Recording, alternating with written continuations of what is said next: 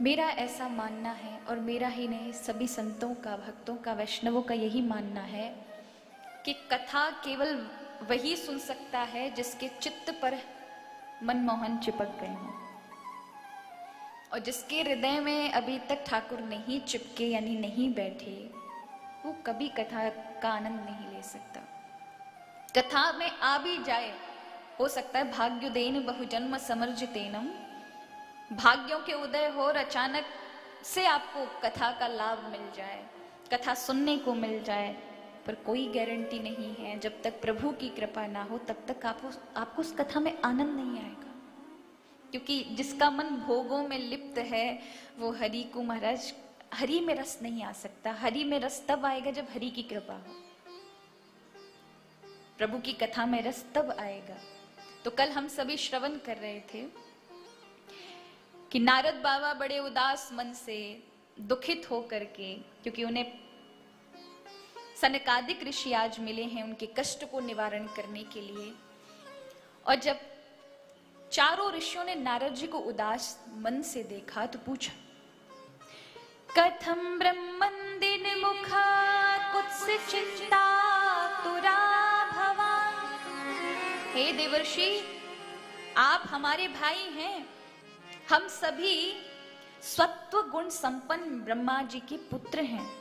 हम हमेशा सत्संग में, भगवत चर्चा में, जैसे हम नैष्ठिक ब्रह्मचारी वैसे आप नैष्ठिक ब्रह्मचारी, आपने भी शादी ब्याह नहीं करा, तो फिर किस बात का खटका है आपको, किस बात की चिंता है जो आप चिंता मगन होकर ऐसे विचित्र मुख दृष्टि से घूम रहे हैं।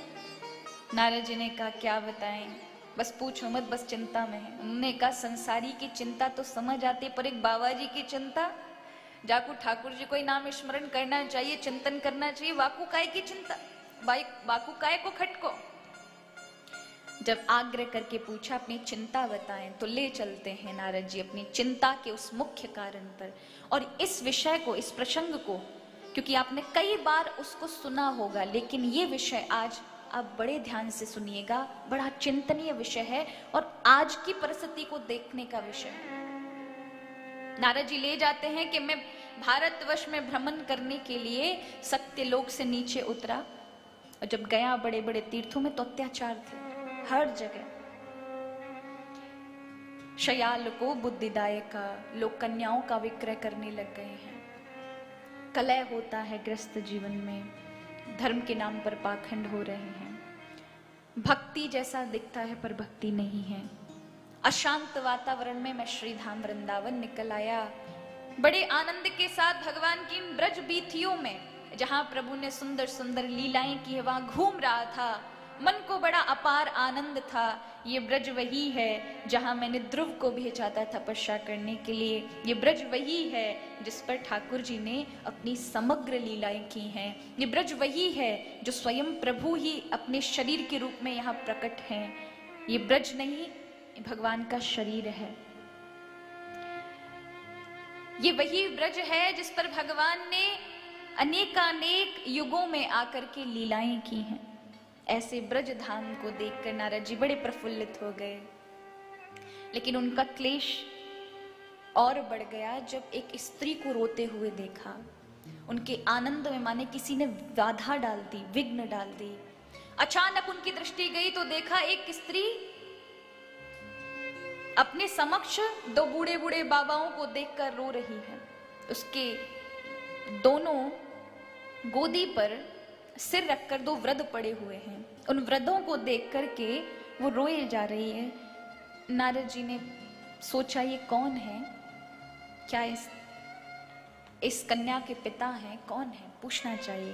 करीब आए, नजदीक आए तो वो देवी उठती है और हाथ जोड़कर कहती है, भो भो शादो छड़म तिष्ठा मचिंतामपि नाशय दर्शनम तव लोकस्य सर्वथागहरम परम। महात्मा जी आप रुक जाइए, आपके आने से मुझे एक अद्भुत आनंद की प्राप्ति हुई है, मानो मेरे जीवन के सारे पाप नष्ट हो गए हों। या ये कह लीजिए जैसे किसी पापी व्यक्ति को उसके सौभाग्य से, भगवत कृपा से आपका दर्शन हो जाए तो उसके समग्र पाप कट जाएं। तनिक रुक जाइए, मेरे कष्ट को दूर करने की सामर्थ्य आप में है। नारद जी पूछते, देवी पहले अपना परिचय तो दूं, आप कौन हैं? देवी खड़े होकर परिचय देती है। अहम भक्तिरिति ख्याता इमो में तनयो मतयो ज्ञान वैराग्य नामानु काल योगेन जर्जरो। महाराज मेरा नाम भक्ति है, ये मेरे दो पुत्र हैं ज्ञान और वैराग्य। नारद जी को बड़ा आश्चर्य हुआ, देवी तुम एकदम जवान, तुम्हारे पुत्र व्रत, ये कैसे हुआ? अब भक्ति अपनी दुख घटना सुनाती। महाराज उत्पन्नाम द्रविणम साहम वृद्धे कर्नाटके गता क्वचित क्वचिन महाराष्ट्रे पर गुज्जरे जुर्नताम गतः। मैं दक्षिण भारत में पैदा हुई महाराज, बहुत अच्छे घराने में पैदा हुई थी, पर जैसे जैसे बड़ी हुई कई कई जगहों पर कुछ पाखंडियों ने बड़ा दुरुपयोग किया। मेरे पुत्र जवान थे, लेकिन जब श्रीधाम वृंदावन आई तो मैं तो जवा हो गई, लेकिन मेरे पुत्र बूढ़े हो गए। सर्वधर्म संगम, धर्म के सच्चे प्रहरी।